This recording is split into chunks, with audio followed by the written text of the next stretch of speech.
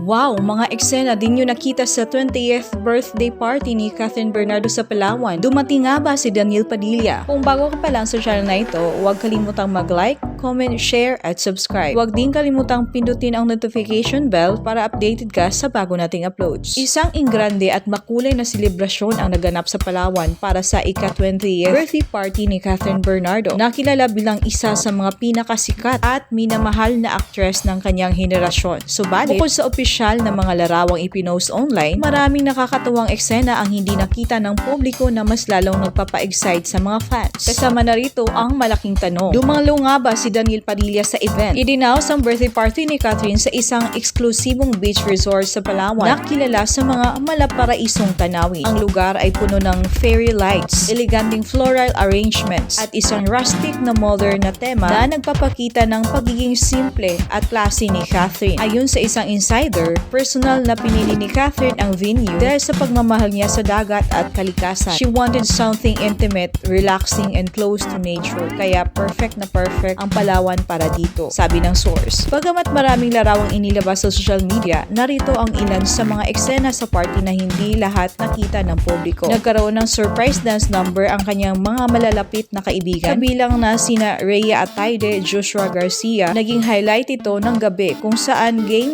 na sumali si Catherine sa sayawan. Isang emotional na sandali ang nangyari nang ipalabas ang mga video messages mula sa pamilya ni Catherine. Ayon sa mga nakasaksi, naiiyak si Catherine habang pinapanood ang mensahe ng kanyang ina na si Min Bernardo na nagsasabing, "Anak, we're so proud of you. Always remember that we're here to support you no matter what." Dumalo rin ang ilang bigating personalidad tulad ni Alden Richards, Rhea Atayde at Andrea Brillantes. Ang bawat isa ay nagbigay ng kani-kanilang birthday wish kay Catherine na sinabing isang inspiration siya sa industriya. Naging extra special ang gabi nang maghandog ng live acoustic performance si Moira de la Torre. Piniling kantahin ni Moira ang paboritong kanta ni Catherine na Tagpuan na ikinakilig ng mga bisita. Dumating nga ba si Daniel Padilla? Isa sa mga pinakaabangang tanong ng mga fans ay kung dumalo ba si Daniel Padilla, ang long-time on-screen partner at rumored ex-boyfriend ni Catherine. Bagamat walang larawan o video, nagpapakita ng presensya ni Daniel sa event. May ilang ulat na nagsasabing dumaan siya ng maaga bago magsimula ang party. Ayon sa isang source, Daniel wanted to keep things low-key. Dumaan siya earlier in the day to greet Catherine and give his gift. Napapabalitang ang regalo ni Daniel ay isang personalized necklace na may engraved na "You're always my star" na sinasabing nagpapahiwatig ng kanilang malalim na koneksyon kahit na may mga issue sa kanilang relasyon. Bagamat matagal nang magkahiwalay ang